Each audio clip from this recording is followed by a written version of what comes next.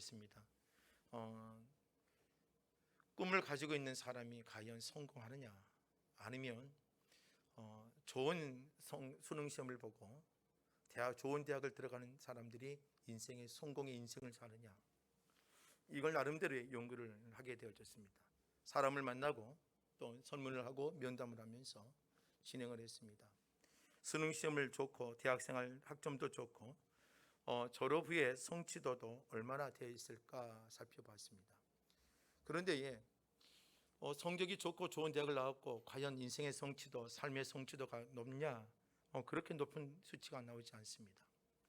도리어 좋은 대학은 아니어도 자신의 꿈을 가지고 희망을 가지고 도전하는 그 청년들이 후에는 더 좋은 삶의 모습들, 그리고 성취도도 매우 높은 성취도의 삶을 살아가는 결과가 나왔습니다.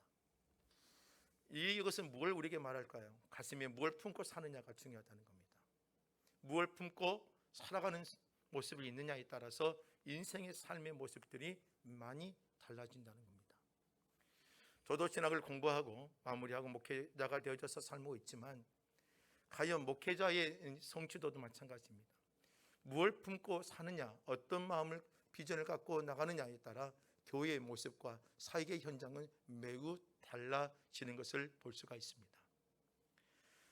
교회가 크고 작고가 떠나서 중요한 건 교회가 살아있느냐, 교회가 은혜가 있느냐, 교회가 하나님의 말씀 가운데 순종하며 사느냐, 성도들이 하나님의 은혜 가운데 살아있는 성도들이냐, 예배가 뜨겁느냐, 이러한 모습들은 과연 우리 가슴속에 어떠한 모습들을 품고 사느냐에 따라서 그러한 모습들이 달라지는 것입니다. 우리가 저번 주에 이어서 오늘도 느헤미야를 살펴볼 것인데요, 느헤미야는 어떤 사람이었습니까? 가슴에 뭔가 하나님이 주신 꿈을 품고 그 꿈을 이루어가는 사람의 모습을 보여줍니다. 오늘 저와 여러분들 단순히 이곳에 앉아있는 것은 아니잖아요. 단순히 이 땅에 살면서 우리가 먹고 살고 그것으로 만족하고 위해서 살기 위해서 우리가 불러주신 건 아니잖아요. 우리에게는요, 하나님의 꿈이라는 게 존재하고 하나님의 희망과 소망을 보여주는 자들입니다. 세상 사람들은 진짜 힘들고 어려운 자리에서는 어떤 성취와 희망과 소망들을 잃어버린다고 했지만, 오늘 우리는, 이 그리스도인들은, 교회는 그 어두움 속에서도 희망을 쏘아 올려야 되고 소망을 가져야 되고 낙심을 이겨내고 하나님의 일들을 이루어가는 놀라운 비전의 꿈들을 이루어가는 모습들을 보여줘야 된다는 거죠. 그러한 모습을 갖기 위해서 오늘 저는 여러분들의 느헤미야를 살펴봅니다. 그래서 느헤미야를 통해서 흥황하게 하는 사람이라고 표현했지요, 성경에서도.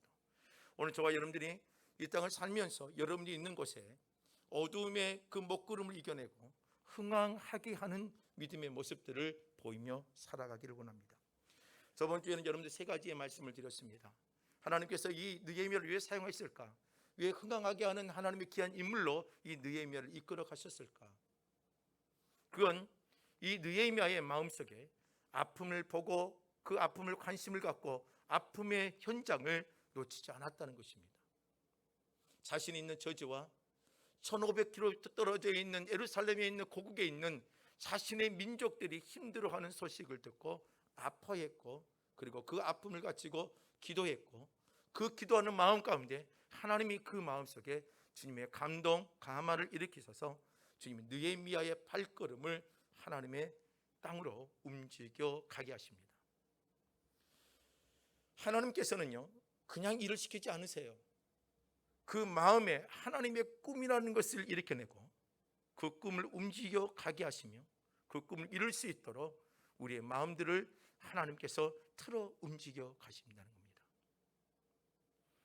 그냥 우리가 열심히 하는 것처럼 보이죠. 세상을 사는 것처럼 보이죠. 그러나 주님께서 우리의 마음을 만지시고 세상 가운데서도 하나님의 꿈을 가지고 도전하며 나갈 수 있도록 우리를 이끌어 가신다는 겁니다. 여러분들의 일터가, 여러분들의 가정이, 또 여러분들의 삶이 갖고 있는 모든 환경의 터전들이 하나님의 꿈을 놓치지 않고 살아가는 자들이 되시길 바랍니다. 그리고 그 은혜를 체험할 수 있는 자들이 되기를 주의 이름으로 부탁드립니다. 오늘 저번 주 이어서 이제 우리가 네 번째 모습을 살펴볼 건데요, 하나님이 느헤미야를 통해서 이 꿈을 이루고 하나님을 흥황하게 하기 위해서 어떠한 모습들로 이 느헤미야를 이끌어 가시느냐. 네 번째로는요, 느헤미야를 희생이라는 단어를 그의 삶에 스며들게 만드셨다는 겁니다. 우리가 살아가지만 저희들의 모습을 살펴보십시오. 우리는 지금 현대의 삶을 보면 시간을 희생하려고 하지 않습니다. 그리고 물질도 희생하려고 하지 않습니다. 그리고 관계적인 어떤 부분에서도 내가 희생하려고 하지 않습니다. 내가 조금 더 가져가려고 하지, 내가 내 것을 쏘아 부어가면서 하려고 하지는 않는다는 거죠. 주님은 오늘 느헤미야에게 그 멀리 떨어진 예루살렘이 피폐해졌고 140년 동안에 바벨론에서 포로를 하고, 그리고 그 시간을 지내오면서 예루살렘 성전이 스룹바벨을 통해서 성전이 회복은 되었지만, 그러나 정작 그곳에는 사랑과 은혜, 풍요와 부요함, 강건함과 어떠한 성취라는 것이 존재하지 않습니다. 바벨론의 포로 가운데 돌아와서 상당한 시간이 지나왔지만 그들에게는요, 더 큰 낙심 속에 빠졌고 더 큰 고통 속에 빠져 있던 겁니다. 아주 병폐가 하나가 등장합니다. 힘들고 어려우니까 서로 협력하고 도와주면 되죠. 그런데 힘들고 어려울 때 이스라엘 백성들 사이에 나타나는 문제는 뭐냐면, 자기의 집을 위해서, 자기의 것을 위해서, 자기의 테두리를 지켜내고 자기의 테두리에 살 것을, 먹을 것을 구하기 위해서 이방 사람들과 서로 교통하며 희생하지 않고 자기들의 욕심과 자기들의 삶에 추구하는 삶을 살아가는 것이 지금 이 예루살렘에 있는 백성들의 모습입니다.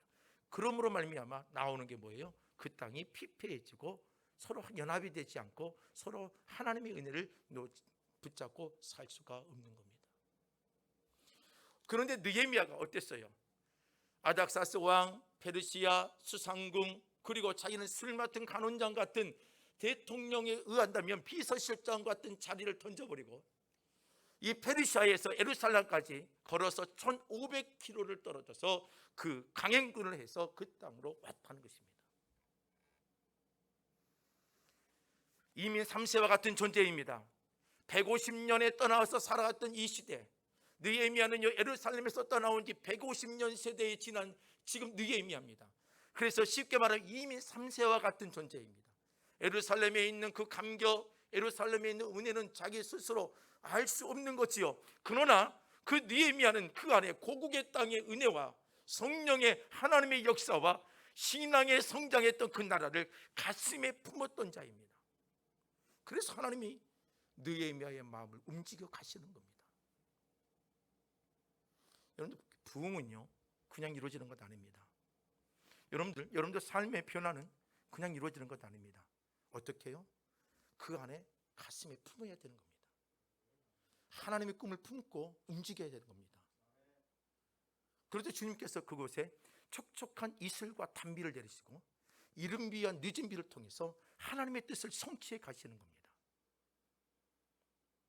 느헤미야는 그 마음이 있었기 때문에 주님이 촉촉한 이슬을 끊임없이 내리셨고, 그리고 주님께서 이른 비와 늦은 비를 통해 그의 마음을 결단하게 만드셨습니다. 1500km를 떠나던 그 기간을, 그 거리를 움직여서 예루살렘으로 가게 했다는 겁니다. 자신이 갖고 있었던 고위 관리, 자신이 갖고 있었던 모든 형편과 상황을 포기하게 만들었다는 거죠. 심지어 느헤미야서 5장에 가서 보면 14절과 16절 말씀을 가서 보면 느헤미야가 예루살렘의 총독으로 12년을 거하게 되었습니다. 아닥사스의 명령에 따라서 그럼 네가 총독으로 12년을 그곳에서 일을 해라. 총독입니다. 페르시아의 관리로 총독으로 그 땅을 통치하며 왔습니다. 그런데 성경이 뭐라고 됐느냐, 12년 동안 녹을 받지 않냐고 그 녹을 이스라엘 백성들에게 헌신하며 희생하는 모습이 기록되어 있습니다. 느헤미야의 삶 자체가 하나님이 왜 느헤미야를 통해 흥황하게 하는 놀라운 일을 만들었느냐, 또 그를 통해 하나님이 흥황하기 위해서 그의 삶을 어떻게 이끌어가느냐, 희생이라는 단어를 그의 삶에 스며들게 만들었다는 것입니다. 오늘 저와 여러분들 다시 여러분들의 가정이 흥황하기를 원하고, 여러분들의 일터가 뭔가 다시 서로 살아 움직이기를 원하고, 여러분들의 삶의 모습들이 몸이 건조했던 것들이 살아 움직이고 난다면 다시 우리가 회복해야 될 단어가 있다면 바로 희생이라는 단어입니다. 헌신이라는 단어입니다. 여러분들 꼭 희생과 헌신이라는 단어를 생각할 때에 교회에 희생하고 교회에 헌신하라 중요하지요. 그러나 더 중요한 게 뭐냐면 여러분들의 이치에서 해야 될 희생과 헌신들을 회복하시기 바랍니다. 가정의 남편으로서의 헌신을 하십시오. 희생을 하십시오. 부모, 엄마의 이치로서 가정의 희생과 헌신을 하십시오. 일터에 가서도 그리스도인으로서의 하나님의 사람으로 진리 안에서 희생하고 헌신하십시오. 다시 그 자리로 돌아가야 된다는 것입니다. 이사야서 가서 보면 오실 메시아에 대해서 설명한 부분이 있습니다. 이사야 53장은 오실 메시아에 대한 부분이죠. 그 메시아에 대해서 이렇게 설명합니다. 그가 실로 우리의 질고를 지고 우리의 슬픔을 당하였거늘 우리가 생각하기를 그는 징벌을 받아 하나님께 맞으며 고난을 당한다 하였노라. 그가 찌르면 우리의 허물 때문이요 그가 상함은 우리의 죄악 때문이라. 그가 징계를 받음으로 우리는 평화를 누렸고 그가 채찍에 맞음으로 우리는 나음을 받았다라고 되어 있습니다. 누가요? 이스라엘에게 오실 메시아가 그가 채찍을 맞고 그가 고난을 받았는데 그 채찍과 고난을 받음이 우리에게 평화가 되었고 우리에게 나음이 되었다는 것입니다. 오실 메시아를 설명하는 데에 성경에서 구약에서 율법에서 뭐라고 말합니까?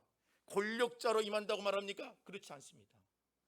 오실 메시아가 이스라엘의 통치와 어떤 권력과 힘을 가지고 강압적으로 이끌어간다고 메시아를 설명합니까? 그렇지 않습니다.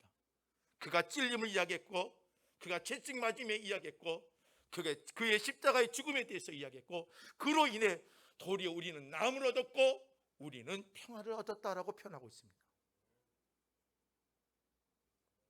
오실 메시아는 희생과 헌신의 모습을 설명하고 있는 거죠. 오늘 느헤미야도 그 모습을 우리에게 보여주고 있는 겁니다. 느헤미야의 희생 하나가 이스라엘의 나라와 무너졌던 140년 동안의 문무이 건조했던 땅이 살아 움직이고 새 움이 싹이 트고 그 땅에서 열매를 맺고 나갈 수 있는 환경이 바뀌어진다는 겁니다. 오늘 우리에게 필요한 건 뭡니까? 여러분들 주위에 있는 사람들에게 우리가 줄 수 있는 게 뭡니까? 교회가 줄 수 있는 게 뭘까요? 성도가 줄 수 있는 게 뭘까요? 내 자녀에게 줄 수 있는 게 뭘까요? 내 주위에 믿지 않는 사람들에게 줄 수 있는 거, 교회가 줄 수 있는 게 뭘까요? 이제 다시 한번 우리는 낮아짐과 희생과 헌신의 십자가의 길을 회복해야 될 때라고 생각되어집니다. 그걸 주님 우리를 흥황하게 하기 위해서 우리에게 요구하는 신앙의 모습이라는 것입니다. 초대교회의 모습을 보십시오. 초대교회가 사도행전 2장 3장에서 붕의 역사를 이루어갔지요. 붕의 역사를 이루어가는데 그들은 2,000명, 3,000명 수없는 사람들이 예루살렘 땅은요 3만 명에서 5만 명의 숫자밖에 되지 않는 그 지역의 주민 사람들이 있습니다. 그런데 요 베드로의 설교 한마디로 3,000명이 변화되어지고 수많은 사람들이 돌아오는 놀라운 역사가 예루살렘 땅에 벌어지잖아요.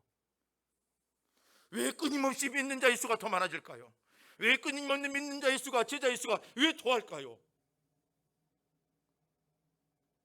그 공동체는 희생이라는 게 존재했습니다. 예수의 십자가의 길을 걸어갔기 때문입니다. 남자 여자가 구분되지 않았습니다. 권력자와 권력이 있지 않는 자, 가난한 자와 부유한 자가 그들이 한 식탁 위에서 나눔을 가졌습니다. 이방이냐 유대인이냐 관계하지 않았습니다. 병자나 건강한 자가 관계하지 않았습니다. 그 안에 희한한 공동체가 이루어졌던 겁니다. 그건 십자가의 희생입니다. 오늘 우리가 다시 흥황하기를 원합니까? 아니 흥황하는 사람이 되기를 원합니까? 흥황하게 되는 놀라운 역사를 이루기를 원합니까? 다시 한번 여러분들의 삶의 터전에서부터 희생이라는 단어를 여러분들 가슴에 속 깊이 숨겨놨던 것들을 끄집어내셔야 되는 겁니다.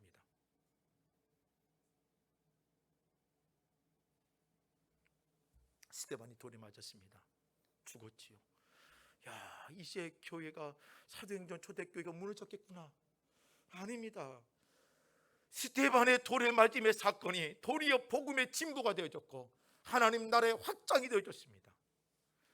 스데반의 죽음이 왜 그런 일을 만들었을까요? 예루살렘 교회가 붕하고 성장하며 조직이 갖춰지고 시스템이 갖춰지기 시작하며 그 안에 예루살렘 교회 안에 수많은 사람들이 많이 모이다 보니 당연히 권력이 되겠고 힘이 되겠고 부가 나오겠지요. 주님이 원하는 나라는 그게 아닙니다. 주님이 원하는 교회는 그게 아닙니다. 권력이 되어지고 부가 되어지는 그런 공동체를 원하는 게 아닙니다. 하나님의 나라는요, 끊임없이 흘러가야 되고 끊임없이 쏟아부어져야 되는 겁니다. 그건 희생과 십자가의 길이 통관되지 않으면 안 되는 일입니다.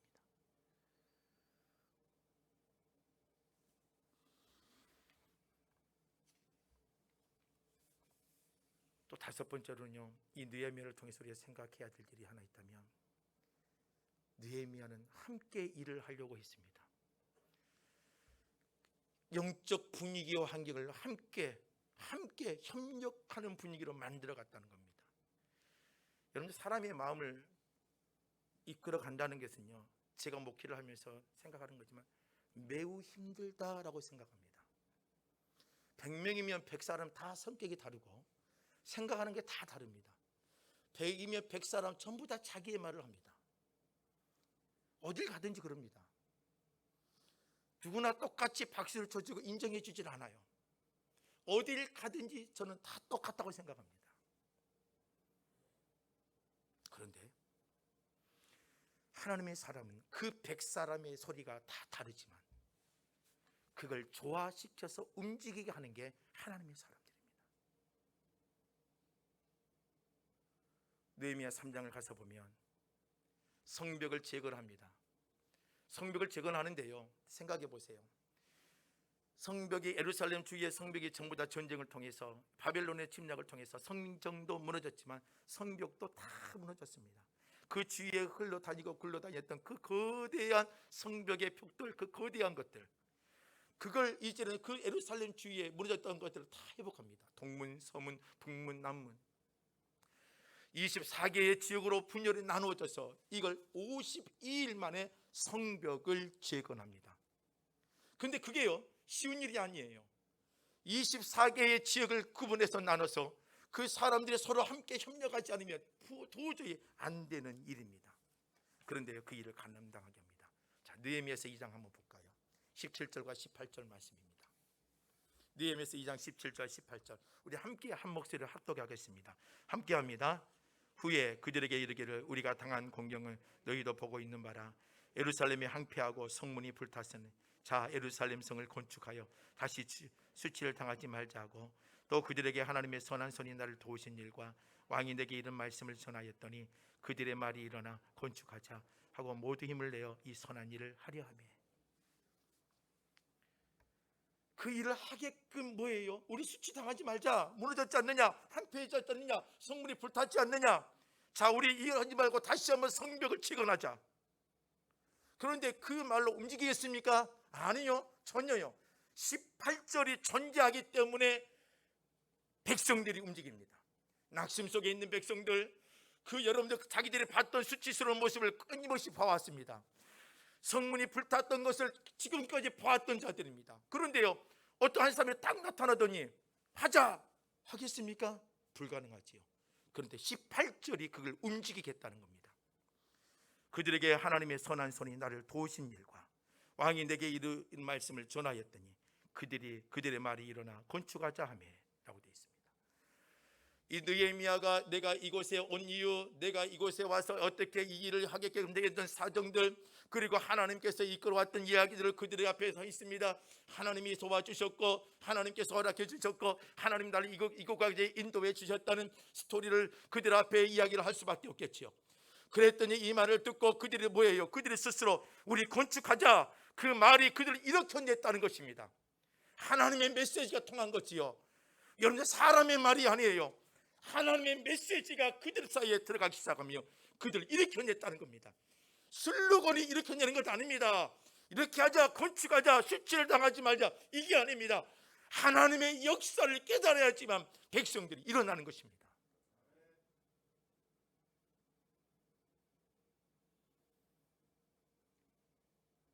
하나님의 일은요, 신기합니다. 안 될 것 같은데요, 되고요. 막혀 있는데 뚫리기 시작하며. 근데 그 일을 누가 하게 하느냐? 사람이 아니에요. 사람의 신념도 아니에요. 긍지도 아니에요. 그 안에 뭐가 있어야 돼요? 하나님의 계획이 있어야 되고 하나님의 뜻이 있어야 되고 하나님의 그 계획에 인도하신다는 확신이 존재해야 되는 겁니다. 느헤미야는 그걸 선포한 겁니다. 누구에게요? 낙심하고 있던 자에게.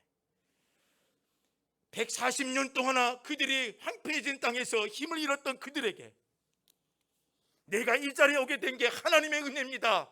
하나님의 계획이었습니다.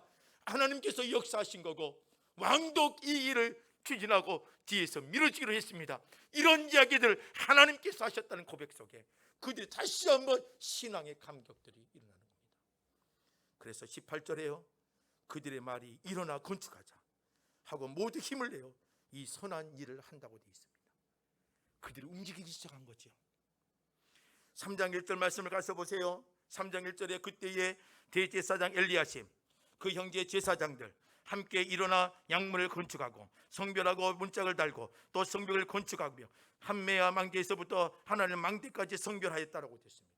심지어 3장 8절 말씀에 보면은요, 금장색들과 그리고 향품 장사하는 사람들까지 이스라엘의 전체가 함께 성벽을 재건하는 데에 그들의 자신의 일터를 내려놓고 그 일에 전념과 집중을 했다는 것입니다. 그뿐만 아닙니까? 아닙니다. 느헤미야서 3장을 가만히 묵상하면 놀라운 일이 벌어집니다.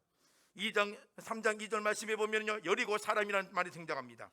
또 5절 말씀에 보면 두고와 사람이 등장합니다. 7절 말씀에 보면 기브온 사람, 물라디와 메로도 사람, 아도니 강 서쪽 총독의 카날 속의 기브온 사람들, 미스바 사람들도 함께 협력합니다. 이게 누구예요? 이방인들이에요.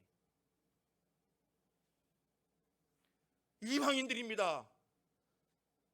이방인들도 그들이 이곳의 분위기에 협력에 오기 시작하는 겁니다. 이게 하나님의 일이에요. 백성들의 전체가 움직이기 시작했고 주위에 있는 이방의 민족들도 함께 협력하며 예루살렘의 부와 영광을 회복하기에 그 영적 분위기와 그 환경들이 다시 한번 그곳으로 집중되어지고 있다는 것입니다. 오늘 저와 여러분들, 주님은요 흥왕하게 하기 위해서 느헤미야를 통해 자기 혼자 일하게 하지 않으셨습니다. 어떻게 해요? 지쳐있는 낙심되어 있는 자들을 일으켜내기 시작합니다. 이게 그리스도인들이에요. 오늘 저와 여러분들이 해야 될 일은 뭘까요? 낙심되어 있는 자들을 일으켜 세우는 겁니다. 그리고 무너졌던 사람들의 마음을 세우는 겁니다. 그리고 그들의 손을 붙잡고 함께 주의 전을 세우고 하나님의 뜻을 세우고 주의 일을 감당하는 것입니다. 이게 바로 하나님의 사람들이에요. 이게 흥왕이에요. 흥왕. 여러분들, 우리는 흥왕한다는 말이 단순히 수가 많아지고 재산이 많아지고 물질의 변화가 많아져서 좋아진다, 이게 흥왕이 아니에요.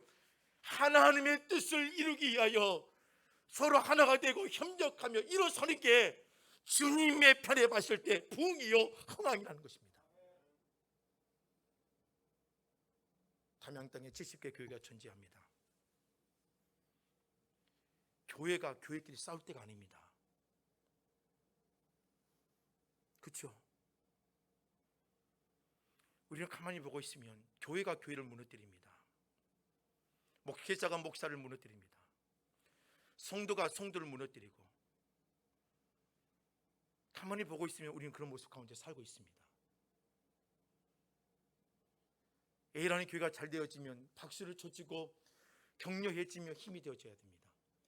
B라는 교회가 지쳐 있으면 협력해서 도와주며 물질로 후원해주고 기도해주며 함께 동력해가며 가는 것입니다.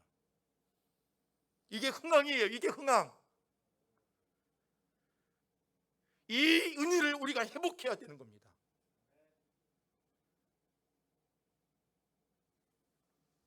그런데 이런 분위기에 꼭 찬물을 끼얹는 사람들이 존재하죠. 느헤미야서 3장 5절 한번 봐보세요. 전 여러분들 이런 사람이 되지 않기를 원합니다. 느헤미야서 3장 5절 함께합니다. 그 다음은 두고와 사람들이 중수하였으나 그 귀족들은 그들의 주인들의 공사를 분담하지 아니하였고, 두고와 사람들이 그 지역을 맡아서 열심히 하고 있는데 그 두고와 사람들 가운데 누가 함께 협력하지 않았어요? 귀족들입니다. 돈 있는 사람들입니다. 그들의 공사에 분담하지 아니하였고 협력하지 않습니다. 불구경하는 것처럼 존재하고 있었습니다. 여러분들 그들이 돈이 있고 물질이 있고 기적일수록 더욱더 앞장서서 앞에 리더로서 나가야 될 것인데 그들은 불구경하듯이 멀리 떨어져서 바라보고만 있습니다. 이건 흥왕을 방해하는 요소밖에 되지 않는다는 거죠. 드고아 지역은요 단순히 드고아 지역인가 보다 아닙니다. 여러분들 선지자 아모스 알지요? 선지자 아모스의 고향입니다. 그런데 그 아모스가 있었던 그 고향의 사람들이 어떻게 보면 영적으로 더 무뎌져 있는 것을 살펴볼 수가 있습니다. 교회가 더 깨어 있어야 되지요? 아니요, 여러분들 교회가 더 목회자를 깨어 있어야 되죠. 그런데 정작 우리는요 어떻게 보면은요 깨어 있어야 될 자들이 깨어 있지 못하고 기도해야 될 자가 무릎을 꿇고 기도해야 될 때 기도하지 못할 때가 우리 너무나 많다는 것입니다.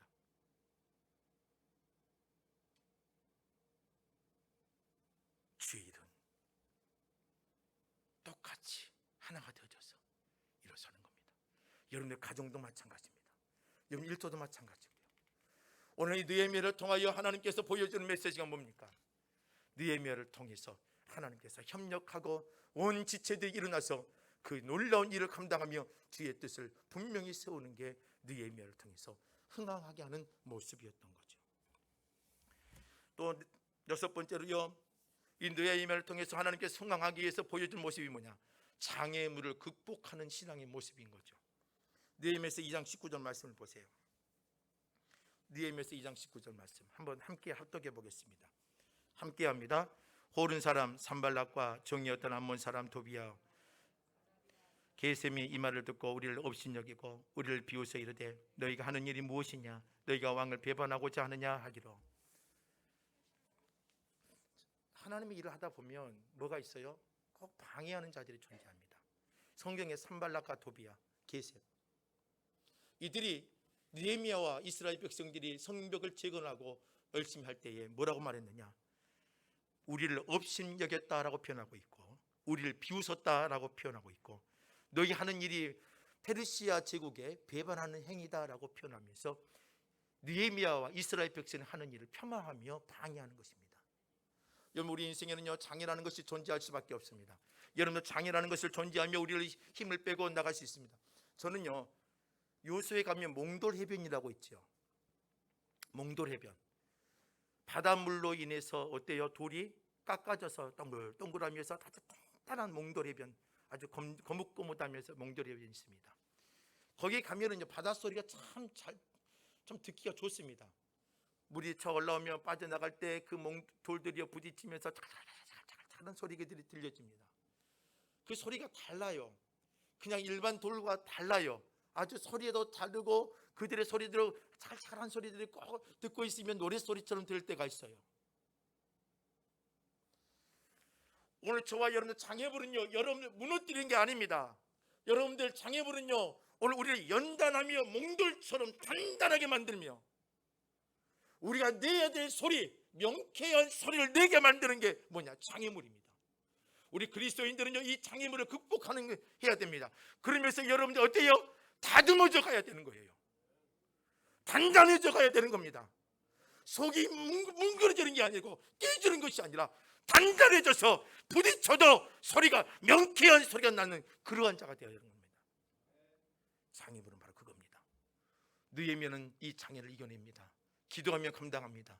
그리고 산발락과 도비야 게셈이라는 사람을 통하여 업신여김을 당합니까? 주저하지 않아요. 무너지지 않아요. 쓰러지지 않아요. 이게 하나님의 사람이 흥황하게 하는 사람들의 모습입니다. 여러분들 신앙생활이요 교회를 다녔다 엉덩이를 붙였다 끝나는 게 아닙니다. 예배를 드렸다 내가 집사가 됐고 장로가 됐고 권사가 됐다 이게 끝나는 게 아닙니다. 오늘 우리는요 그 순간부터 더 단단한 몽돌이 되어져서 하나님을 찬양하고 기도의 소리를 내고 또 거센 파도가 밀어 부딪힐 때도 우리는 그 빠져나갈 때에 죽겠다는 아우성이 아니라 하나님의 영적인 소리를 내어주며 나가는 것이 그리스도인입니다. 이게 흥황하는 사람들의 모습이고 주님은 오늘 그걸 우리에게 요구하신다는 것입니다. 수많은 사람들이 광야에 사는 성도들처럼 우리가 살아갈 때가 많습니다. 문제에 부딪힐 때마다 불평을 하기도 하고 문제에 부딪힐 때마다 원망하기도 하며 지도자를 원망하기도 하고 수많은 사람들이 끄집어내리며 그런 모습들이 우리에게 존재합니다. 주님은 그런 소리를 듣기를 원하지 않습니다. 홍해를 건너고 그리고 이스라엘 백성들이 미리암과 함께 주님의 권세와 능력을 찬양했던 그 소리를 주님은 우리에게 원하신다는 겁니다. 문제에 부딪혔을 때에 모세의 지팡이를 붙잡고 하나님의 도움을 간구하는 그 소리를 듣기를 원하신다는 겁니다. 장애물을 만났습니까? 여러분들 산발락과 도비아 같은 존재가 얼마나 많은지 아십니까? 우리의 눈에서 눈을 빼어내고 가슴을 찢어내며 그 장애물을 우리가 이길 수 있는 그리스도인들이 되길 주의 이름으로 부탁드립니다. 마지막으로요, 저는 느헤미야서 2장 20절은 느헤미야가 버틸 수 있는 힘이고 느헤미야가 흥황하게 하는 사람이 될 수 있었던 큰 힘이 느헤미야서 2장 20절이라고 생각합니다. 느헤미야 2장 20절 한번 보십시다. 한 목소리 함께 합독하겠습니다. 함께합니다. 내가 그들에게 대답해 이르되 하늘의 하나님이 우리를 영하시리니 그의 종들인 우리가 일어나 건축하려니와 오직 너희에게 예루살렘에서 아무 기업도 없고 권리도 없고 기억되는 바도 없다 하였느니라. 20절에 느헤미야가 일할 수 있는 힘이 어디 있느냐? 느헤미야가 똑똑했어요? 느헤미야가 돈이 많아서요? 페르시아의 어떤 대통령 비서실장 같은 술관을 맡은 그 장으로서의 어떤 고난이 있었기 때문에, 총독으로서의 고난이 있었기 때문에 아닙니다. 140년 동안 멈춰있던 그 땅을 움직이게 하는 힘은 어디에 있었느냐? 만군의 여호와 하나님입니다. 20절 말씀을 보세요. 하늘의 하나님이 우리를 형통하게 하시리니. 이게 없으면 불가능합니다. 여러분, 이 행복한 교도 마찬가지죠. 여러분들 이 행복한 교도요, 하나님께서 건물을 지었다고 해서, 여러분들 사람들이 모인다고 해서, 여러분들 그게 아닙니다. 돈이 있다고 해서 그게 되는 거 아닙니다. 하나님이 이 공동체에 하나님의 임재의 은혜가 있고 하나님의 형통함의 은혜를 주지 않냐면 모든 길은 막혀버릴 수밖에 없습니다. 요셉이요, 형들에게 버림받았지요. 그러고 나서 그가 팔려나갑니다. 노예로 팔려갔지요. 그곳에도 하나님이 요셉에게 형통함을 주셨고, 또 애매를 당하며 옥중에 매일 때도 있었습니다. 그러나 하나님이 그 옥중에서도 하나님이 형통함을 주셨습니다. 그의 인생이 끝났을까요? 죄수로 끝났습니까? 노예로 끝났습니까? 아닙니다. 그의 삶이 예굽의 총리로 하나님이 이끌어 가십니다. 그리고 그에게 지혜를 주시고 형통함의 은혜를 주시고 7년의 흉년을 견뎌내게 하시며 7년의 풍년을 준비하게 하시며 하나님께서 애굽을 강건하게 세워가십니다. 뭐하기 위해서? 바로의 힘의 권세와 능력을 주기 위해서? 아닙니다. 이스라엘을 이주해서 그 땅에서 하나님의 복을 누리고 하나님의 나라의 백성의 수를 늘리기 위해서 주님께서는 확고한 땅을, 환경을 만들어 가셨고 형통함을 요셉을 통해 준비하신 겁니다. 요셉뿐만 아닐까요? 바울도 마찬가지고 12 제자들도 마찬가지고 하나님의 사람들, 선지자들도 다 마찬가지입니다. 느헤미야가 성벽을 52일 만에 재건할 수 있었던 이유는 하나님의 허락하심입니다. 전 여러분들이 이 흥황하게 하기 위해서라면 아픔을 보고 기도하고 하나님의 감동 감화도 다 중요해요. 또 여러분들 어때요? 하나님께서 도와주시며 역사하실 그 은혜도 다 중요해요. 희생도 중요하고 동력도 중요하고 장애물도 극복하는 것 중요해요. 그러나 더 중요한 건 이 모든 게 꽃이 필 수 있도록 하나님의 은혜를 부여해 주시는 거예요. 이사야 선지자는요, 이 형통함의 은혜를 이렇게 표현했습니다. 이사야서 43장 16절 보면 나 여호와가 이같이 말하노라 바다 가운데 길을 큰 물 가운데서 지름길을 내고라고 되어 있습니다. 이 은혜가 있는 거예요. 오늘 우리 행복한 교회뿐만 아니라 여러분들 삶의 터전도 마찬가지예요. 오늘 저와 여러분들 삶의 터전 환경도 마찬가지예요. 여러분들 바닷길에 길을 내시는 하나님을 보시길 바랍니다. 이솝 이야기의 이야기가 아닙니다. 동화 속의 이야기가 아니에요. 살아계신 하나님의 사건이에요. 여러분들의 삶에 주님의 길을 만드시는 것, 이 은혜를 가지고 사는 게 오늘 우리예요. 그 은혜를 가지고 이 땅을 흥황하게 살아가는 것이 우리라는 것입니다. 여러분, 조지 뮬러가 있습니다. 1835년에 대학을 졸업했지요. 그리고 그가 선교사로 영국으로 옵니다. 영국을 와서 고아원을 설립을 하지요. 처음에 30명, 15명, 30명으로 시작합니다. 그리고 나서 그가 죽기까지 그의 손으로 어린 아이를 키우고 고아 같은 아이를 키우는 게 약 15만 명이라고 기록되어 있습니다. 이 15만 명을 키우면서 조지 뮬러가 냈던 가장 희귀한 책이 뭐예요? 평생에 5만 번의 기도 응답을 받은 비결. 우린 놀라지도 않아요. 5만 번의 기도의 응답을 받은 거예요. 그 또한도 단순히 그냥 추상적인 게 아니라 현실의 삶 속에 5만 번의 하나님의 역사를 체험한 사람이에요. 하나 예를 들어서 설명한다면, 그가 아이들을 30명을 데리고 고아를 운영을 하고 있는데요, 아침에 요리를 준비하고 있는 주방장이 이 조지 뮬러에게 옵니다. 아이들에게 줄 것이 없어요. 줄 것이 없습니다. 아이들에게 빵 한 조리 줄 것이 없어요. 조지 뮬러는 이 말을 듣고 어떻게 하느냐? 기도하러 갑니다. 아이들이 다 앉았습니다.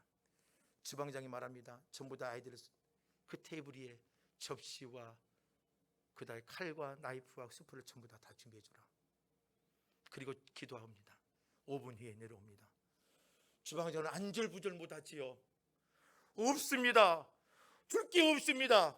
그런데 5분 후에 그 앞에서 경적 소리가 납니다. 빵빵. 그 차에 아이들이 먹을 음식을 가지고 온 겁니다. 빵과 우유를. 이게 여러분 믿어져요? 여러분들 그냥 이야기를 만든 이야기일까요? 이런 역사가 5만 번의 역사가 있었다는 겁니다. 5만 번이에요. 자기의 일평생의 역사에 있었던 사건이에요. 조지 뮬러가 이런 은혜를 체험할 수 있었던 이유는요, 빌립보서 4장 19절 때문입니다. 나의 하나님이 그리스도 예수 안에서 영광 가운데 그 풍성한 대로 너희 모두 쓸 것을 채우시리라. 이 말씀을 붙잡고 있었기 때문에 그가 5만 번의 문제에 부딪혔지만 5만 번의 응답을 받은 비결을 배울 수가 있었던 겁니다. 오늘 저와 여러분들 실망하지 마십시다. 낙심도 하지 마십시다. 내 삶의 터전이 변화가 없습니까? 내 삶의 터전이 어디 멈춰 있습니까? 답답하고 암흑 가운데 있다고 생각하십니까? 두려워하지 마십시다. 그곳에서 하나님의 은혜를 일어서 나갈 수 있습니다. 주님은 우리에게 은혜를 주시기 때문이에요. 지금 코로나19 때문에 2년이 넘어갔고 3년째를 향해서 달려가고 있지요. 어떻게 보면 횟수로 많은 시간 동안 달려왔습니다. 답답하지요. 수많은 교회에 수많은 자영업자들이 무너졌고 힘들다고 했지만 아닙니다. 다시 일어설 수 있는 희망을 보여주는 여러분들이 흥황하게 하는 사람들이 되십시오.